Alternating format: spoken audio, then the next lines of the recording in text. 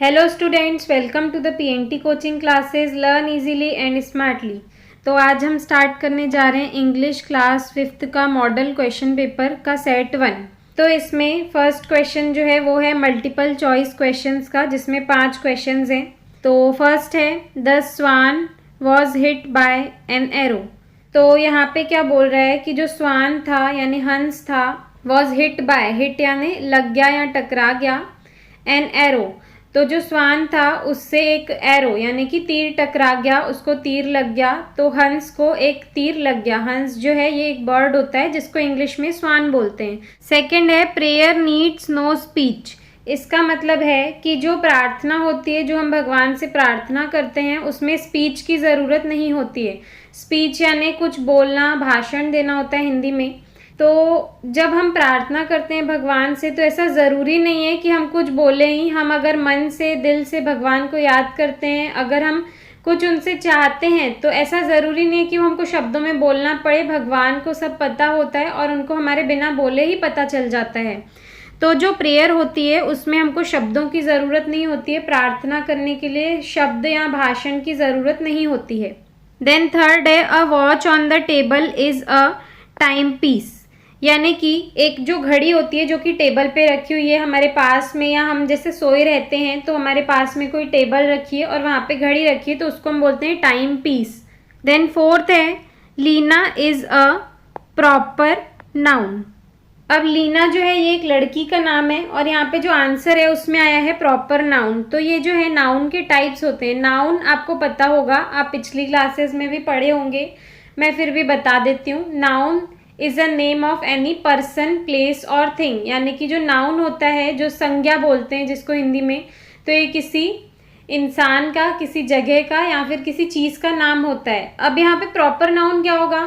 किसी भी चीज़ का स्पेसिफिक नाम। जैसे अगर मैं बोल रही हूँ ये लड़का, वो लड़की, तो ये उनका नाम नहीं हुआ, ये मैं उनको प्रॉपर नहीं बोल रही हूँ। अगर उनका नाम हम बोलेंगे जैसे कि मीना, राजेश, चिंकी, तो यहाँ पे वैसे ही एक लड़की का नाम दिया हुआ है कि Leena is a proper noun. तो जो लीना है वो एक लड़की का नाम है, इसलिए यहाँ पे प्रॉपर नाउन आएगा।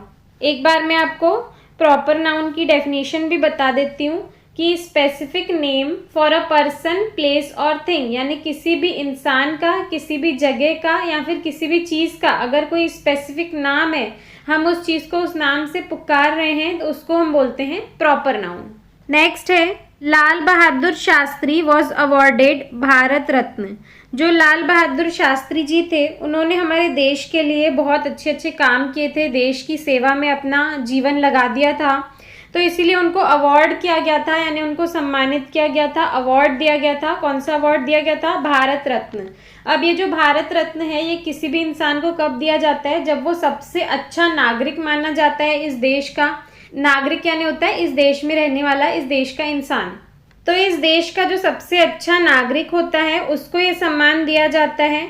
और ये पता कैसे चलता है कि वो सबसे अच्छा नागरिक है? इसका मतलब ये होता है कि वो हमारे देश के लिए उसने बहुत ज़्यादा सेवा किया है, देश के लिए बहुत अच्छे अच्छे काम किया है, देश को आगे बढ़ाने में मदद किया है, तब किसी भी इंसान को भारत रत्न दिया जाता है। तो लाल बहादुर शास्त्री जी को सम्मानित किया गया था, अवार्ड दिया गया था भारत रत्न का, क्योंकि उन्होंने देश के लिए बहुत अच्छे अच्छे काम किए थे, देश की बहुत सेवा की थी।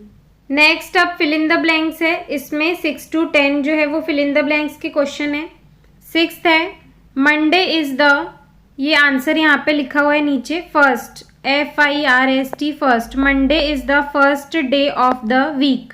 तो जो मंडे होता है ये सप्ताह का या फिर हफ्ते का पहला दिन होता है। इससे हफ्ता शुरू होता है या सप्ताह शुरू होता है। एक वीक में 7 दिन होते हैं, तो उस 7 दिनों में सबसे पहला दिन मंडे होता है। तो यहाँ पे मंडे इज़ द फर्स्ट, यानी कि पहला दिन होता है वीक का। नेक्स्ट है spring is a pleasant season. यहाँ पे ये 7th वाले का आंसर लिखा हुआ है, आप नीचे देख सकते हैं, मैंने हाईलाइट भी कर दिया है। तो स्प्रिंग जो है ये एक प्लीजेंट सीजन होता है, बहुत ही खुशनुमा मौसम होता है, बहुत ही सुहावना मौसम होता है। ये जो स्प्रिंग सीजन होता है ये फरवरी और मार्च के टाइम पे होता है जनरली, जिस टाइम पे जो ठंड है वो जा रही होती है और गर्मी जो है वो आ रही होती है। तो उनके ठंड के जाने के बाद और गर्मी के आने से पहले जो ये स्प्रिंग सीजन होता है। और इस मौसम में जो पौधे हैं, छोटे छोटे पौधे हैं, वो पेड़ बनने लगते हैं और पेड़ों में फूल लगने लगते हैं। तो स्प्रिंग जो एक बहुत ही प्लीजेंट सीज़न होता है, बहुत ही खुशनुमा, बहुत ही सुहावना मौसम होता है, क्योंकि इसमें पेड़ में फूल लगने लगते हैं और छोटे पौधे जो हैं वो बड़े पेड़ बनने लगते हैं। तो ये बहुत ही प्लीजेंट सीज़न होता है, हमारे मन को बहुत भाता है, हमारे मन को बहुत पसंद आता है ये मौसम, इसीलिए spring is a pleasant season. Then next है there are 12 months in a year. एक जो पूरा साल होता है उसमें 12 महीने होते हैं, तो यहाँ पे वही लिखा हुआ है कि यहाँ पे हमारे पास 12 मंथ्स होते हैं एक साल में, 1 ईयर में 12 महीने होते हैं, 12 मंथ्स होते हैं। ये 8 वाले का आंसर है 12। और अब 9 वाला है the antonym of the word short is. जो एंटोनिम का मतलब होता है अपोजिट, अपोजिट यानी उल्टा। तो यहाँ पे जो वर्ड लिखा है हमको उसका उल्टा बताना है। The antonym of the word short, short यानी क्या होता है छोटा, तो इसका उल्टा क्या हो जाएगा, छोटा का उल्टा लंबा, और लंबा को इंग्लिश में क्या बोलते हैं लॉन्ग। तो जो एंटोनिम होगा वर्ड शॉर्ट का वो होता है लॉन्ग। देन नेक्स्ट है the priest of the near by temple was commanding. ये 10th का आंसर लिखा है नीचे, कमांडिंग नरेंद्र। तो प्रीस्ट यानी क्या होता है, जो पंडित जी या पुजारी होते हैं उनको बोला जाता है मंदिर के पुजारी। तो जो प्रीस्ट थे नियर बाय टेम्पल, यानी कि जो पास वाला टेम्पल था, पास वाला जो मंदिर था, वहाँ के जो पुजारी जी थे वो नरेंद्र को कमांडिंग, कमांडिंग यानी कि उसको बताते जा रहे थे कि उसको क्या क्या करना है। तो जो पास के मंदिर के पुजारी जी थे वो नरेंद्र को कमांड कर रहे थे, आदेश दे रहे थे, जैसा वो बोल रहे थे वैसा वो कर रहा था। अब क्वेश्चन नंबर 11 से 16 तक very short answer type questions हैं। इसमें 11th है who said hold your ground. तो हु सेड का मतलब होता है हु यानी किसने और सेड यानी कहा, किसने कहा। होल्ड योर ग्राउंड यानी कि जहाँ पर वो इंसान खड़ा है उसको वहीं खड़े रहने के लिए कहा। होल्ड, होल्ड यानी अपनी जगह पकड़ लो, जहाँ खड़े हो वहीं खड़े हो जाओ, या फिर रुक जाओ भी बोल सकते हैं। तो अपनी जो ज़मीन है, ग्राउंड यानी ज़मीन, उस पे डटे रहो, उसी पे खड़े रहो, वहाँ से हिलना मत, ऐसा किसने कहा। तो जब 11 से 16 सारे क्वेश्चंस खत्म हो जाएंगे तो यहाँ आखिरी में आंसर्स दिए हुए हैं सारे। यहाँ लिखा हुआ है 11 का answer the priest of the temple. तो किसने कहा कि अपनी ज़मीन पर रुके रहो या डटे रहो, तो ये कहा था the priest of the temple. जो मंदिर के पुजारी जी थे उन्होंने नरेंद्र से कहा था कि अपनी जगह पर ही खड़े रहो, वहाँ से हिलो मत। तो आंसर होगा the priest of the temple, यानी कि जो मंदिर के पुजारी जी थे उन्होंने ऐसा कहा था। नेक्स्ट है match the words with their meanings, यानी कि हमको यहाँ पे कुछ वर्ड्स दिए हैं, उनको उनके मीनिंग से मैच करना है। तो हमारे पास फर्स्ट वर्ड दिया है पोलाइट। पोलाइट का मतलब क्या होता है, तो यहाँ पे इसका आंसर है शोइंग रिस्पेक्ट। पोलाइट यानी होता है कि किसी को भी इज्जत देना, किसी को सम्मान करना, किसी का आदर करना। तो उसको, उस इंसान को हम बोलते हैं कि ही इज़ वेरी पोलाइट, ये बहुत ही अच्छे इंसान है जो सभी की इज्जत करते हैं। देन नेक्स्ट है बैन। बैन करना यानी किसी भी चीज़ पे रोक लगाना होता है कि वो चीज़ अब से स्टॉप हो गई है। तो बैन का मतलब यहाँ पे दिया है ऑप्शन डी में। जैसे कि आपको पता होगा कि इंडिया में पहले टिकटॉक था। टिकटॉक एक एप्लीकेशन है जिस पे रील्स वगैरह शॉर्ट वीडियोस होती थी, तो वो इंडिया में अब बैन कर दिया गया है, वो इंडिया में नहीं चलता है। तो बैन यानी टू फॉरबिड समथिंग ऑफिशियली, यानी किसी चीज़ को फॉरबिड करना यानी रोकना, किसी भी चीज़ को ऑफिशियली। ऑफिशियली यानी जैसे इंडिया की सरकार उसमें इन्वॉल्व हुई जब वो टिकटॉक बैन करना था, तो उसको गवर्नमेंट ने जो है वो स्टॉप किया, पूरे देश भर में स्टॉप किया, तो उसको ऑफिशियली बोलेंगे हम, क्योंकि वो पूरे देश के लिए हुआ। ऐसा नहीं कि एक इंसान के लिए हुआ, 2 इंसान के लिए हुआ या 1-2 राज्यों के लिए हुआ।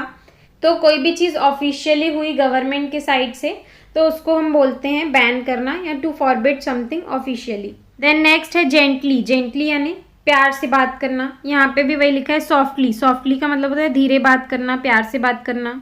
देन नेक्स्ट है ट्रिक। ट्रिक यानी किसी भी चीज़ को करने का एक अलग तरीका, जिसका यहाँ पे दिया हुआ है क्लेवर एक्शंस, यानी कि चतुराई से कोई भी काम करना, सोच समझ के काम करना, उसको हम बोलेंगे ट्रिक्स। यानी कि क्लेवर एक्शन, सोच समझ के काम करना या दिमाग लगाना अपना, उसको हम बोलेंगे ट्रिक। नेक्स्ट है question number 13 who was mister Singh. तो इसका मतलब होगा कि जो मिस्टर सिंह हैं वो कौन थे। यहाँ पे 13 के आंसर में लिखा हुआ है अजयज इंग्लिश टीचर। जो मिस्टर सिंह थे वो अजय के इंग्लिश टीचर थे, उनको इंग्लिश पढ़ाते थे। तो अजय के इंग्लिश टीचर थे मिस्टर सिंह। देन नेक्स्ट है who wrote the letter to Satish, तो किसने जो है पत्र लिखा था, लेटर लिखा था सतीश को। तो आंसर है 14 का गौतम। तो सतीश को लेटर किसने लिखा था, तो सतीश को लेटर गौतम ने लिखा था।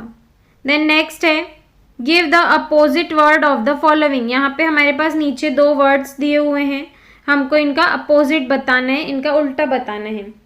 फाउंड यानी क्या होता है, कोई भी चीज़ मिलना, हमको मिली कोई चीज़, और उसका अपोजिट हो जाएगा, यहाँ पे आंसर लिखा है 15 का 1 लॉस्ट, LOST लॉस्ट। लॉस्ट यानी कोई भी चीज़ खो जाना, कोई चीज़ मिली और उसका उल्टा क्या हो जाएगा, कोई भी चीज़ खो गई, गुम हो गई।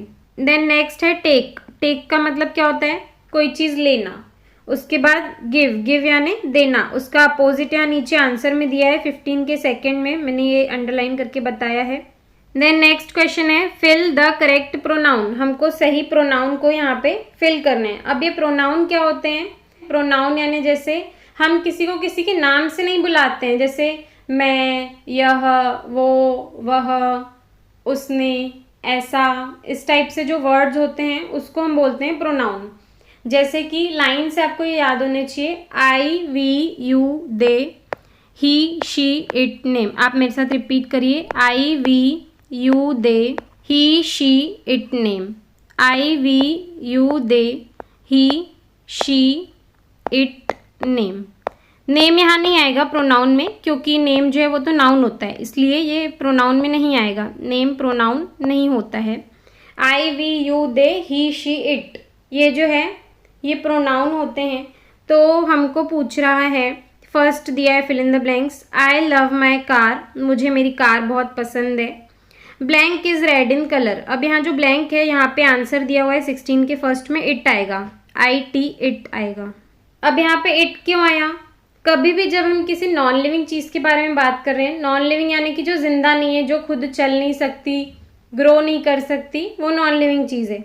तो आई लव माई कार, अब यहाँ कार की बात हो रही है कि मैं अपनी कार से प्यार करता हूँ, मुझे मेरी कार बहुत पसंद है। It is red in colour, वह कलर में रेड है, रेड कलर की दिखती है। तो जब भी कोई नॉन लिविंग चीज़ के बारे में हम बात करते हैं तो वहाँ पे इट आता है। ये थोड़ा सा ग्रामर पोर्शन है, तो आपको थोड़े से रूल्स पता होने चाहिए। तो जैसे जैसे आ रहा है मैं आपको बताती जा रही हूँ।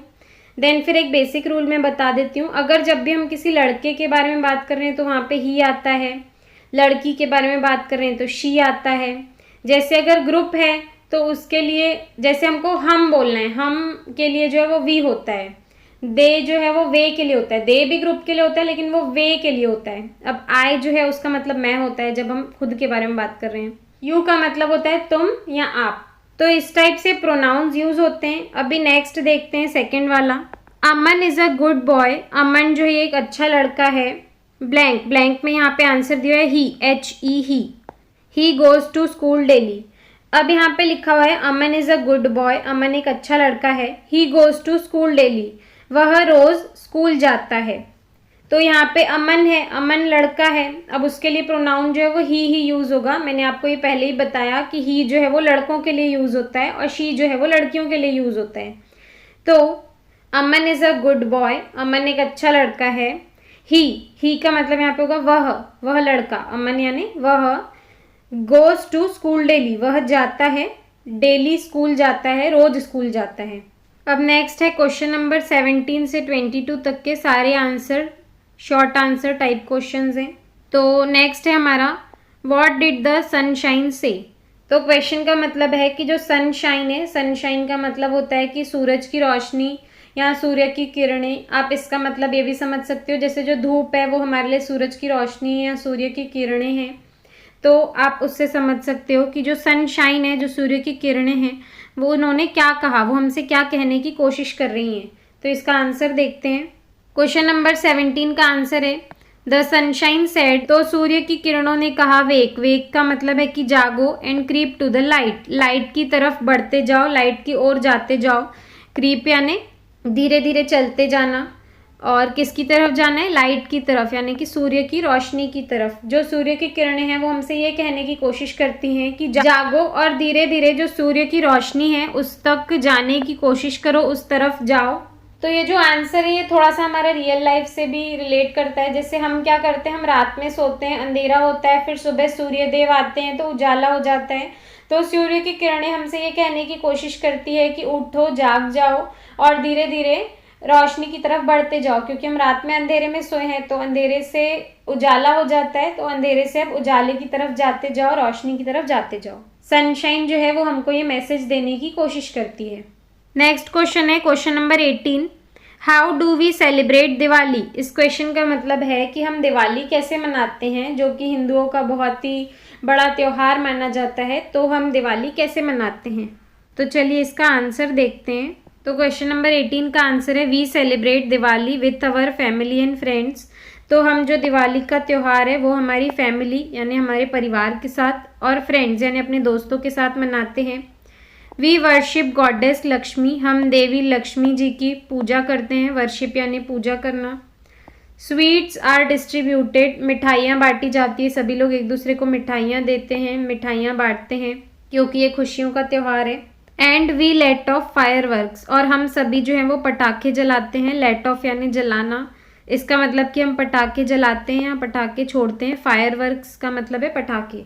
तो हम ये जो त्यौहार है दिवाली का, ये हम अपने परिवार और दोस्तों के साथ मनाते हैं। हम देवी लक्ष्मी जी की पूजा करते हैं, मिठाइयाँ बांटी जाती हैं और हम पटाखे फोड़ते हैं, पटाखे जलाते हैं।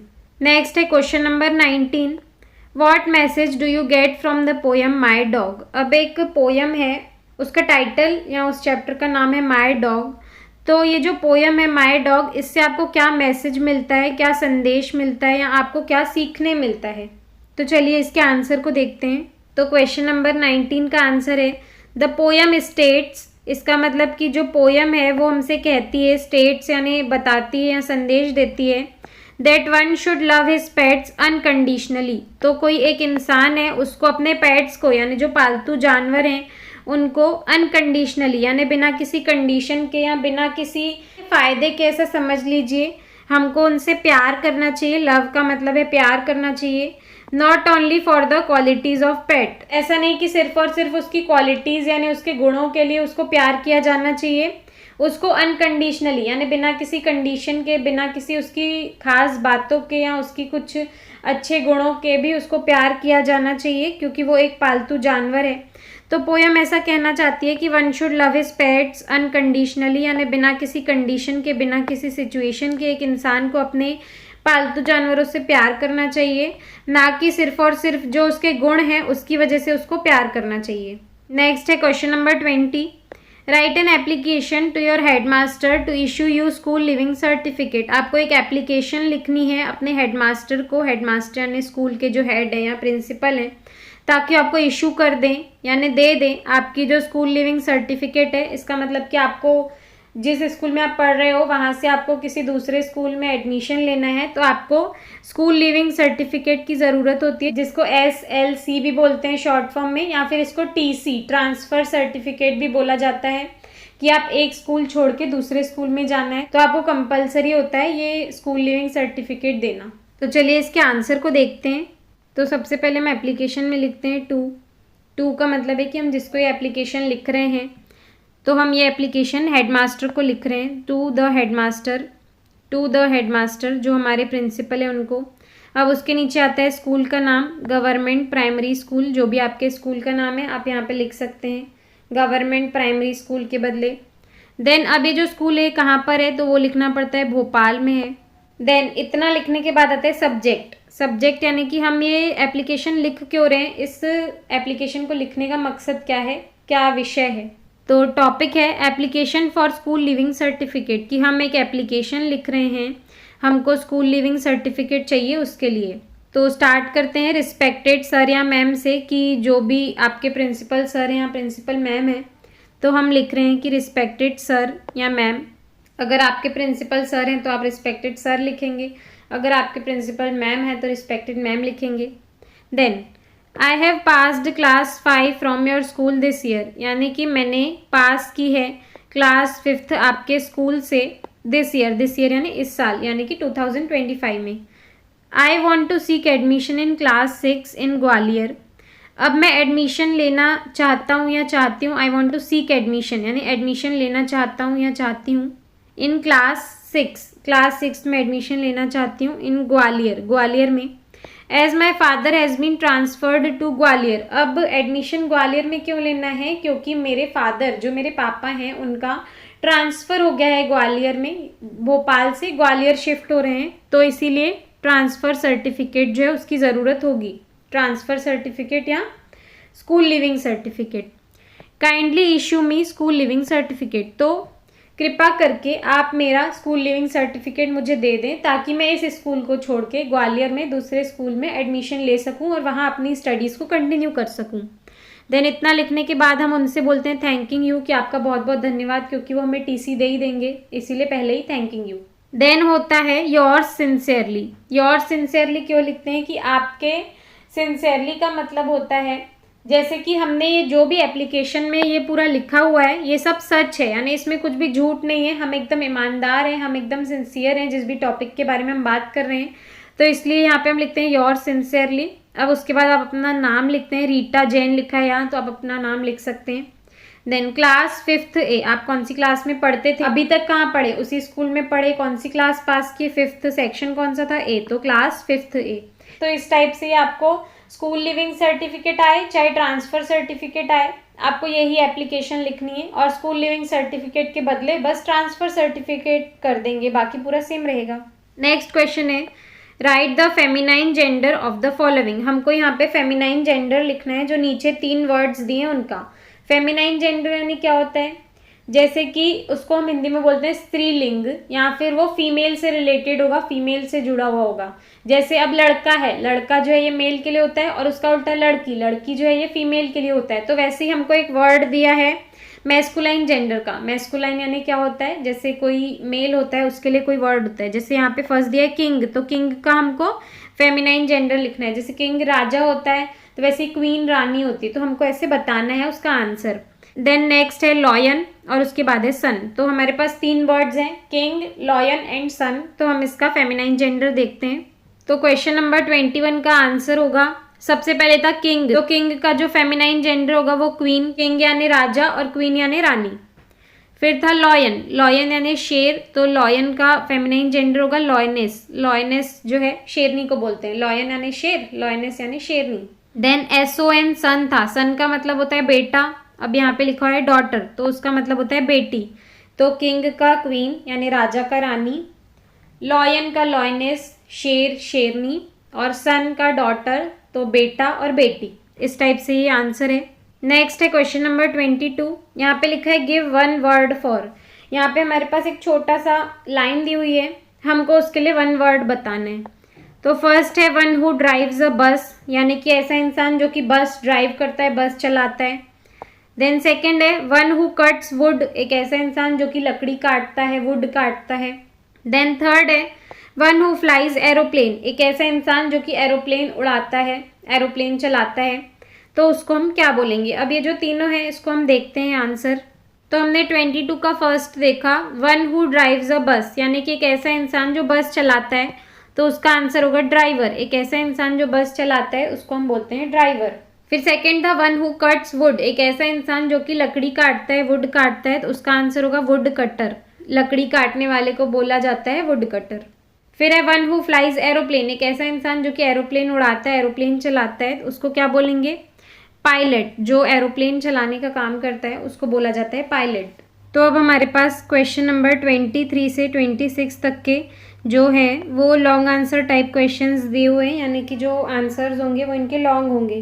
क्वेश्चन नंबर 23 में बोला गया है right 5 examples of proper nouns and common nouns. हमको 5 एग्जाम्पल्स लिखने हैं, 5 एग्जाम्पल्स बताने हैं प्रॉपर नाउन्स और कॉमन नाउन्स के। तो प्रॉपर नाउन्स और कॉमन नाउन्स क्या होते हैं ये मैंने एक ऑब्जेक्टिव में भी बताया था। तो प्रॉपर नाउन क्या होता है कि किसी भी इंसान का नाम या किसी जगह का नाम या किसी चीज़ का नाम, यानी कि एक स्पेसिफिक नाम होना चाहिए, हम उसको उस नाम से पुकार रहे हैं।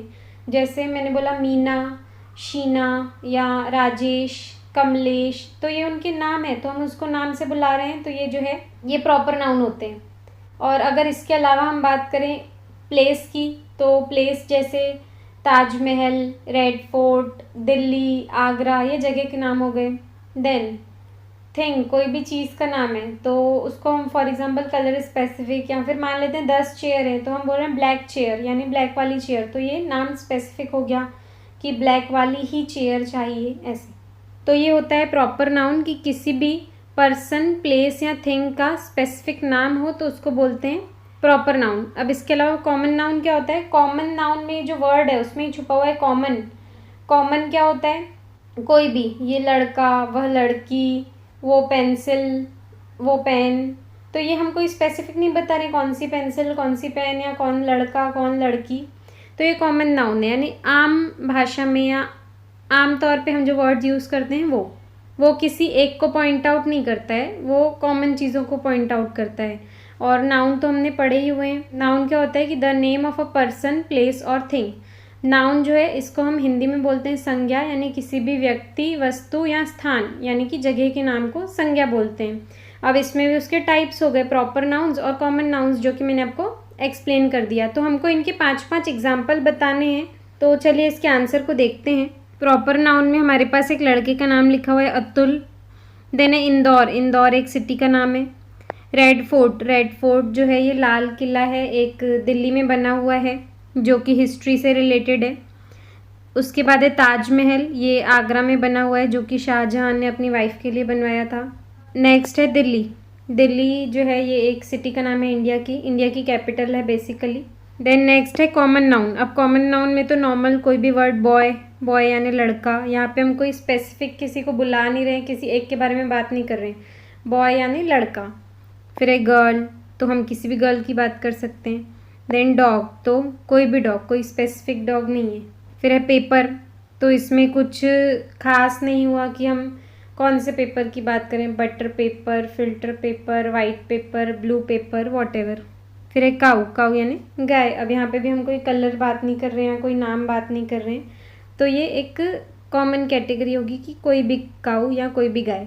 तो ये थे 5-5 एग्जाम्पल। इसके बदले अगर आपको आपके मन से और भी कोई एग्जाम्पल्स आते हैं तो आप वो भी लिख सकते हो। जैसे प्रॉपर नाउन में भी अगर आपको कुछ और एग्जाम्पल आते हैं तो आप किसी और भी सिटी का नाम लिख सकते हैं, मुंबई, पुणे, दिल्ली, जो भी आपको आता है। देन कॉमन नाउन है, कॉमन नाउन में भी अगर आपको लिखना है तो आप पेन, पेंसिल, बॉक्स, आपको जो भी पसंद हो आप लिख सकते हो।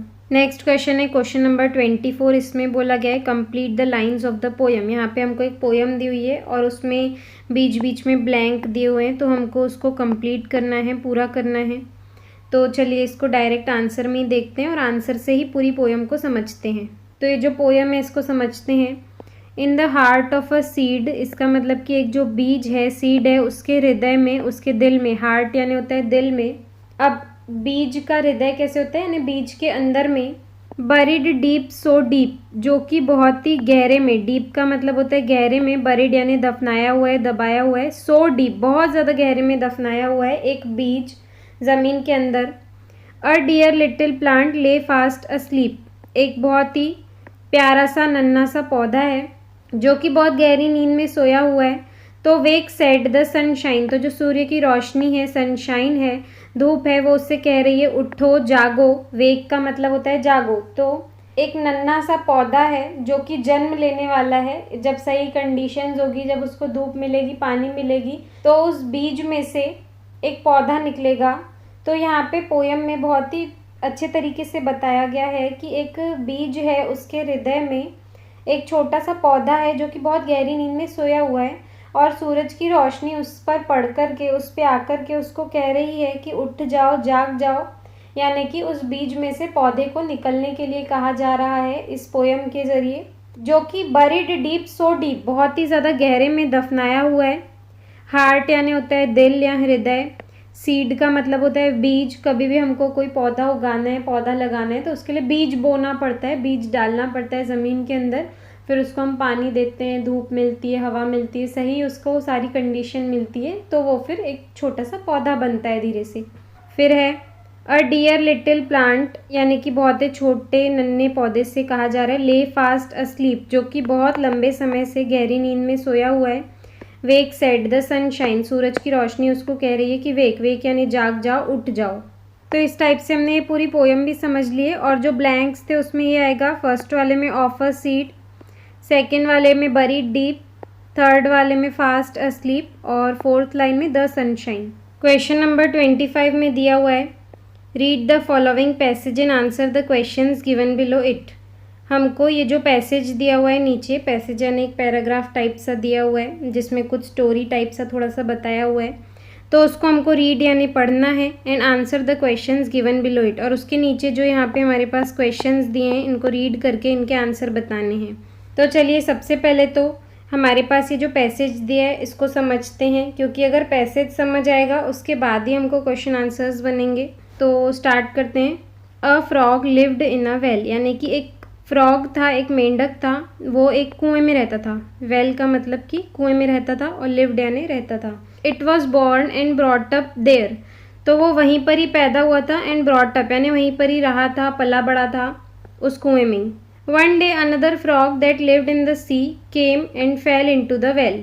एक दिन कोई एक दूसरा फ्रॉग, एक दूसरा मेंढक, लिव्ड यानी कि रहता था, सी यानी समुद्र में, तो एक दिन एक दूसरा मेंढक जो कि समुद्र में रहता था, केम and fell into the well, वो आया और कुएं में गिर गया। फेल का मतलब होता है गिरना। तो जो वहाँ पे पहले वाला फ्रॉग रहता था, जो वहीं पर ही पला बड़ा था, तो वो उससे पूछता है वेयर आर यू फ्रॉम, यानी कि तुम कहाँ से हो, तुम कहाँ से यहाँ पे आए हो।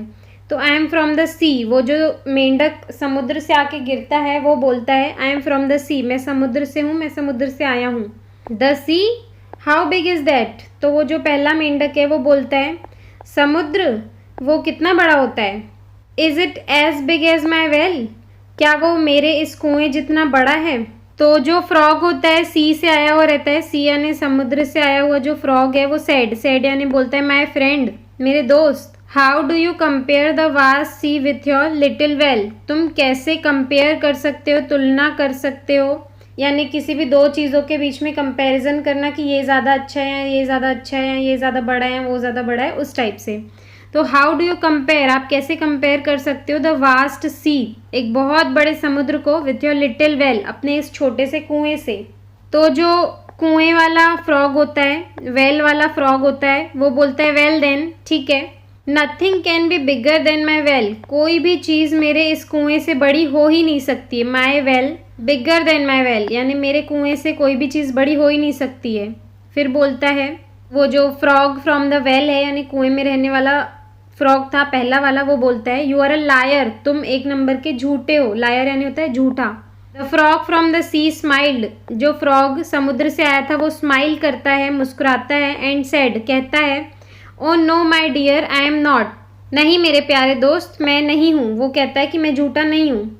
You must go out from the well, तुमको ज़रूर ही इस वेल, इस कुएं से बाहर जाना चाहिए। मस्ट यानी जाना चाहिए, जाना ही चाहिए इस कुएं से बाहर। To see the world outside, ताकि तुम ये जो बाहर की दुनिया है, वर्ल्ड आउटसाइड, इसका मतलब कि इस कुएं के बाहर की जो दुनिया है तुम उसको देख सको, इसलिए तुमको बाहर जाना ही चाहिए। तो इस टाइप से इसमें एक स्टोरी बताई गई है कि एक कुआं था, उसमें एक मेंढक रहता था और वहीं पर ही पला बड़ा था। फिर एक दिन दूसरा मेंढक आता है, उस कुएं में गिर जाता है और उसमें ही रहने लगता है। तो जो मेंढक होता है जो उसमें गिरता है, उससे पहला वाला मेंढक पूछता है तुम कहाँ से हो, तो वो बोलता है मैं आई एम फ्रॉम द सी, मैं समुद्र से हूँ। फिर पहला मेंढक बोलता है कि सी वो कितना बड़ा होता है, क्या वो मेरे कुएं जितना बड़ा है। तो वो बोलता है कि तुम इतने बड़े समुद्र को अपने इस छोटे से कुएं से कैसे कंपेयर कर सकते हो। फ्रॉग फ्रॉम द वेल बोलता है कि कोई भी चीज़ मेरे कुएं से बड़ी नहीं हो सकती, तुम झूठे हो। तो जो फ्रॉग है समुद्र वाला वो स्माइल करता है और बोलता है ओ नो माई डियर, मैं नहीं हूँ झूठा, तुमको इस कुएं से बाहर जाना चाहिए और बाहर की दुनिया देखनी चाहिए। तो इस टाइप से अब हमने ये पैसेज तो समझ लिए, अब हम इसके क्वेश्चंस को देखते हैं और फिर उनके आंसर्स को भी समझेंगे कि पैसेज में से कैसे ढूंढ के लिखते हैं, किस टाइप से करते हैं। तो चलिए उसको स्टार्ट करते हैं। तो ये हमारे पास क्वेश्चंस दिए हुए हैं। इसमें फर्स्ट क्वेश्चन है where did the first frog live.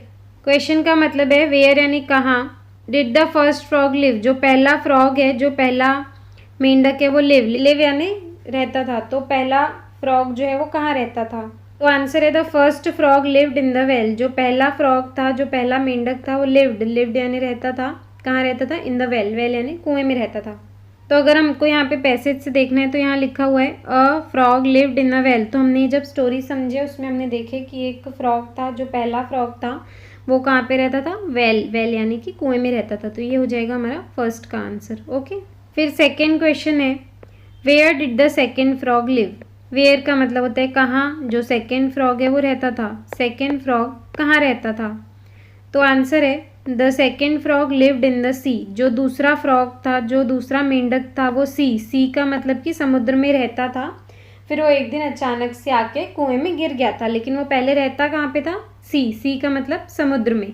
तो यहाँ पे हम देख भी सकते हैं कि जो पहला मेंढक है वो दूसरे मेंढक से पूछ रहा था कि वेयर आर यू फ्रॉम, यानी तुम कहाँ से हो। तो वो बोलता है आई एम फ्रॉम द सी। इसका मतलब कि वो सी में रहता था, समुद्र में रहता था। ये हो जाएगा सेकेंड का आंसर।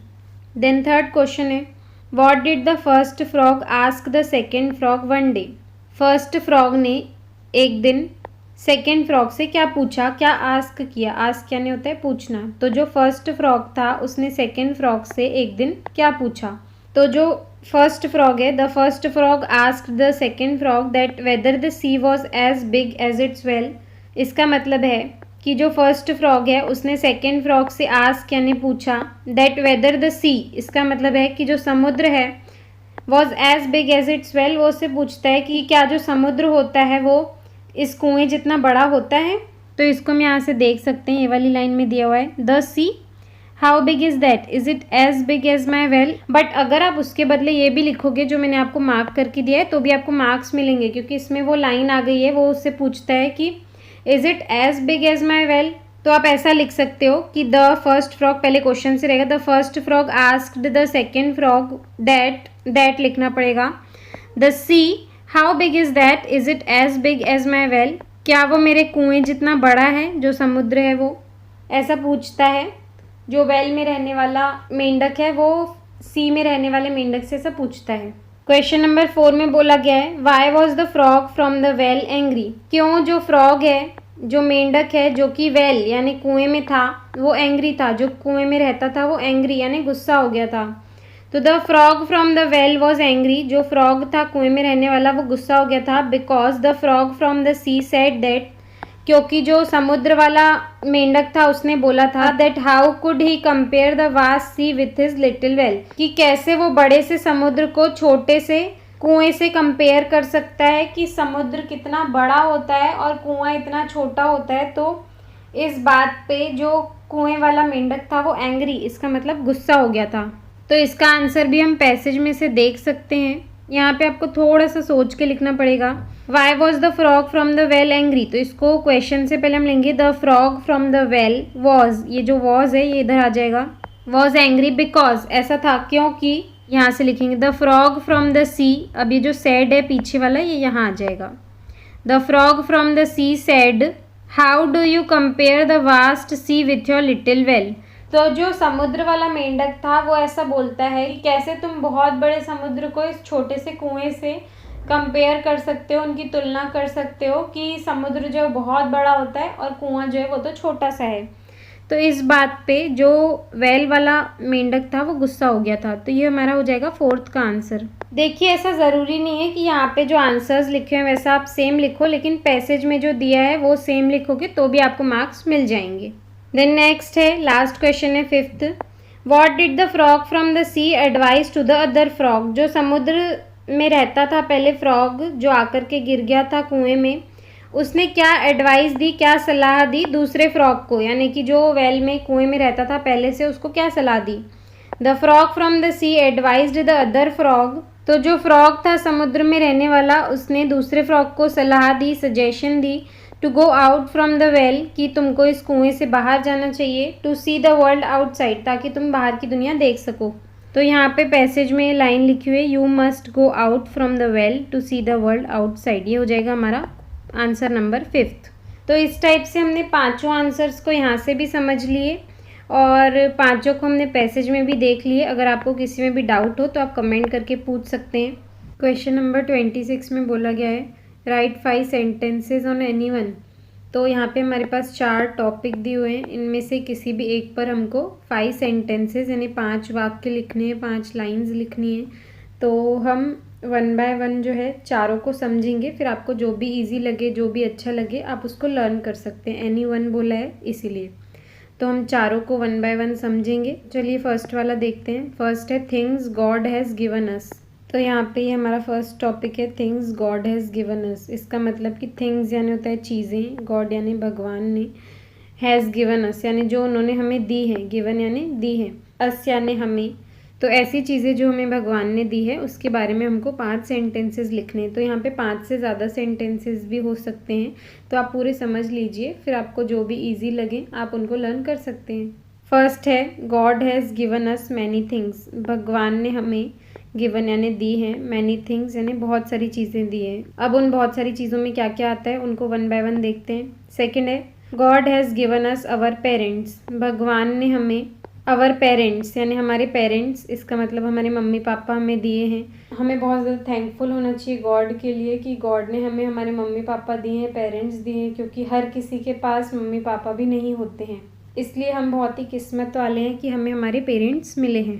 थर्ड है God has given us trees which give us oxygen to breathe. भगवान ने हमें गिवन यानी दिए हैं, अस यानी हमें, ट्रीज पेड़ दिए हैं, विच गिव अस जो कि हमें देते हैं, क्या देते हैं, ऑक्सीजन देते हैं, टू ब्रीथ यानी सांस लेने के लिए। अब तो होता क्या है कि पेड़ों से हमें ऑक्सीजन मिलती है जो कि एयर में प्रेजेंट होती है, ऑक्सीजन हवा में प्रेजेंट होती है, जो कि हमारे जिंदा रहने के लिए बहुत ज़्यादा ज़रूरी है। और इसीलिए जो पेड़ है वो हमको ऑक्सीजन देते हैं, जिसकी वजह से हम जिंदा रह पाते हैं।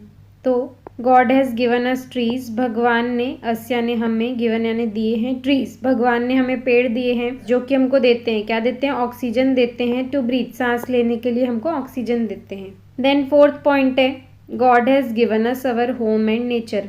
भगवान ने हमें, गिवन अस यानी हमें दिया है, अवर हमारा, होम, होम यानी घर, एंड नेचर, नेचर का मतलब होता है प्रकृति, जैसे जो भी चीज़ें हमारे आसपास प्रेजेंट है, जैसे कि ट्रीज हो गए, प्लांट्स हो गए, बर्ड्स हो गए, ये सब जो है वो नेचुरली हमारे अर्थ पे या हमारे आसपास प्रेजेंट है। ये हमने नहीं बनाए हैं, ये पहले से ही था, जिसको प्रकृति बोला जाता है। ट्रीज, बर्ड्स, हरियाली, ग्रीनरी, ये सब चीज़ें। फिफ्थ पॉइंट है God has given us sun, moon and stars. God ने हमें दिए हैं, क्या दिए हैं, सन यानी सूर्य, मून यानी चंद्रमा, और स्टार्स यानी तारे। तो हम अर्ली मॉर्निंग में देखते हैं, सुबह सुबह देखते हैं सन निकलते हुए, ये हमें भगवान ने दिए हैं। फिर रात हो जाती है तो हमें मून दिखता है, मून और स्टार्स दिखते हैं, तो ये भी हमें गॉड ने दिए हैं। तो इस टाइप से गॉड ने हमें, गिवन अस हमें दिए हैं सन, मून और स्टार्स। गिवन यानी होता है दिए हैं, और अस यानी हमें, हमें दिए हैं। अब इसका सिक्स्थ पॉइंट है God has given us air and water. भगवान ने हमें एयर और वाटर यानी कि हवा और पानी दिए जो कि हमारे ज़िंदा रहने के लिए ज़रूरी है। सेवेंथ है God has given us seasons. भगवान ने हमें सीज़न दिए हैं, मौसम दिए हैं, ये भगवान की वजह से ही होता है, इसमें इंसान का कोई इन्वॉल्वमेंट नहीं है, इंसान के थ्रू कुछ भी नहीं होता है। मौसम कौन से मेनली 3 मेजर कैटेगरीज होती है, एक होता है समर, एक होता है विंटर और एक होता है रेनी। तो अभी के टाइम में अभी समर आने वाला है, अप्रैल का मंथ है, मतलब समर शुरू हो चुका है। देन समर के बाद रेनी आता है और रेनी के बाद विंटर आता है। तो इस टाइप से गॉड ने हमें सीजन्स दिए हैं, मौसम दिए हैं अलग अलग टाइप के, जो कि हम हमारे अर्थ पे देखते हैं, एक्सपीरियंस करते हैं। 8th पॉइंट है we should be thankful to God for giving us so many gifts. हमें थैंकफुल यानी कि धन्यवाद करना चाहिए गॉड का, भगवान का, फॉर गिविंग अस, क्यों करना चाहिए, क्योंकि उन्होंने हमें दिए हैं, क्या दिए हैं, सो मैनी गिफ्ट्स, बहुत सारे गिफ्ट्स दिए हैं, जिससे कि हमारी लाइफ बहुत ज़्यादा इजी हो गई है। हमें पेरेंट्स दिए हैं, सन, मून और स्टार्स दिए हैं, हमें रहने के लिए घर दिए हैं, पढ़ने के लिए कॉपी बुक्स दिए हैं, ज़िंदा रहने के लिए एयर एंड वाटर दिए हैं। या आपको और भी कोई चीज़ लिखनी हो तो आप उसको लिख सकते हो, जैसे कि गॉड ने हमें कपड़े दिए हैं पहनने के लिए। तो इस टाइप से हमको थैंकफुल होना चाहिए, भगवान का शुक्रिया अदा करना चाहिए, उनको थैंक यू बोलना चाहिए, क्योंकि उन्होंने हमें बहुत सारे गिफ्ट्स दिए हैं। वी यानी होता है हमें, शुड यानी होता है चाहिए, थैंकफुल यानी किसी को धन्यवाद करना, गिविंग यानी देना, गिविंग अस हमें दिया है, सो मैनी गिफ्ट्स बहुत सारे गिफ्ट्स दिए हैं। तो इस टाइप से ये थिंग्स गॉड हैज़ गिवन अस का ए से इतना ही है। आप इनमें से कोई भी 5 पॉइंट्स लर्न कर सकते हैं। अब सेकंड नंबर पे ए से है माय फेवरेट टीचर। तो माय फेवरेट टीचर के बारे में पढ़ेंगे, यानी कि टीचर जो कि आपके फेवरेट है, आपको पसंद है, सबसे अच्छे लगते हैं, उनके बारे में आपको लिखना है। फर्स्ट पॉइंट है my favourite teacher is Sandeep sir. मेरे जो फेवरेट टीचर हैं, पसंदीदा टीचर हैं, पसंदीदा शिक्षक हैं, वो हैं संदीप सर। सेकेंड पॉइंट है he is my English teacher. वह मेरे इंग्लिश टीचर हैं, मतलब मुझे इंग्लिश सब्जेक्ट पढ़ाते हैं। थर्ड पॉइंट है ही explains everything in a very easy way. वो हर चीज़ एक्सप्लेन करते हैं, समझाते हैं, एवरीथिंग यानी हर चीज़ को इन अ वेरी ईजी वे, एक बहुत ही आसान तरीके से, बहुत ही ईजी तरीके से हमको समझाते हैं, बताते हैं। फिर है fourth point he is kind and loving to all the students. वो बहुत ही ज़्यादा काइंड यानी दयालु है, दया दिखाते हैं सभी के लिए। एंड लविंग, लविंग का मतलब बहुत प्यार करते हैं सभी स्टूडेंट्स को, सभी स्टूडेंट्स के साथ वो बहुत ज़्यादा दयालु हैं और सभी स्टूडेंट्स को बहुत ज़्यादा प्यार करते हैं, लविंग है। फिफ्थ पॉइंट है he listens to all of us. He यानी वह, लिसन्स यानी सुनते हैं, टू ऑल ऑफ अस यानी हम सभी को सुनते हैं, हम सभी की बातों को सुनते हैं। ऑल यानी सभी की और अस यानी हमारी, हम सब की। देन सिक्स्थ पॉइंट है ही टीचेज अस गुड मैनर्स। वह हमें टीच करते हैं, सिखाते हैं या बताते हैं गुड मैनर्स, अच्छे मैनर्स सिखाते हैं। अच्छे मैनर्स यानी कैसे कि बड़ों से कैसे बात करनी चाहिए, कैसे बिहेव करना चाहिए, हमको कैसा इंसान बनना चाहिए। तो वो अच्छे अच्छे मैनर्स, अच्छी बातें, अच्छे गुण हमको सिखाते हैं बेसिकली। देन नेक्स्ट पॉइंट है ही इज़ वेरी जेंटल। वो बहुत ही ज़्यादा जेंटल हैं। जेंटल का मतलब होता है कि वो बहुत ज़्यादा शांत स्वभाव के हैं, सभी से बहुत मीठा बोलते हैं, प्यार से बात करते हैं। तो उनका स्वभाव जो है वो बहुत शांत है, बहुत ही अच्छा है, वो सभी से बहुत ही अच्छे से बात करते हैं। फिर है point number 8 everybody loves him. हर कोई उनको प्यार करता है। एवरीबडी यानी हर कोई, लव्स हिम, हिम यानी उनको, लव्स यानी प्यार करता है, हर कोई उनको प्यार करता है। तो यहाँ पे माय फेवरेट टीचर के बारे में हो गए हमारे सेंटेंसेस। अपने टीचर के बारे में आपको जो भी अच्छी बात लगती है, खास बात लगती है, आप उसको लिख सकते हैं। नेक्स्ट ऐसे है हमारा the independence day. Independence day क्या होता है? हर साल ये अगस्त के मंथ में मनाया जाता है, 15 अगस्त को। इंडिपेंडेंस यानी होता है आज़ादी, कि हमारा देश जो है वो आज़ाद कब हुआ था। तो हमारा देश जो है वो 15 अगस्त 1947 को आज़ाद हुआ था। इंडिपेंडेंस डे यानी कि आज़ादी का दिवस, या उसको हम हिंदी में बोलेंगे स्वतंत्रता दिवस। हिंदी में इसको बोलते हैं स्वतंत्रता दिवस, कि हम इस दिन आज़ाद हो गए थे। हमारा इंडिया जो है वो अंग्रेज़ों से मुक्त हो गया था, अंग्रेज़ों से छूट गया था, तो उसको हम इंडिपेंडेंस डे के रूप में मनाते हैं। तो हमको इंडिपेंडेंस डे के ऊपर जो है ए से लिखना है 5 पॉइंट्स में। तो ये जो इंडिपेंडेंस डे है ये आपको पता होना चाहिए कि ये हमारा नेशनल फेस्टिवल भी है। नेशनल फेस्टिवल यानी क्या होता है कि ये पूरे देश में मनाया जाता है, जिसको बोलते हैं राष्ट्रीय त्यौहार। राष्ट्रीय त्यौहार यानी कि जो पूरे राष्ट्र में मनाया जाता है, पूरे देश में मनाया जाता है, पूरे भारत में मनाया जाता है, क्योंकि इस दिन पूरा भारत आज़ाद हुआ था, इसलिए भारत के हर कोने कोने में इंडिपेंडेंस डे मनाया जाता है। अब फर्स्ट पॉइंट है the independence day is celebrated on 15 अगस्त। जो इंडिपेंडेंस डे है, स्वतंत्रता दिवस है, इसको सेलिब्रेट किया जाता है, मनाया जाता है। कब मनाया जाता है? 15 अगस्त को हर साल। देन सेकेंड पॉइंट है India got independence on this day after 200 years. India यानी हमारे भारत को, गॉट यानी मिली, क्या मिली? इंडिपेंडेंस। इसका मतलब कि आज़ादी मिली ऑन दिस डे, इस दिन पर, यानी 15 अगस्त के दिन पर।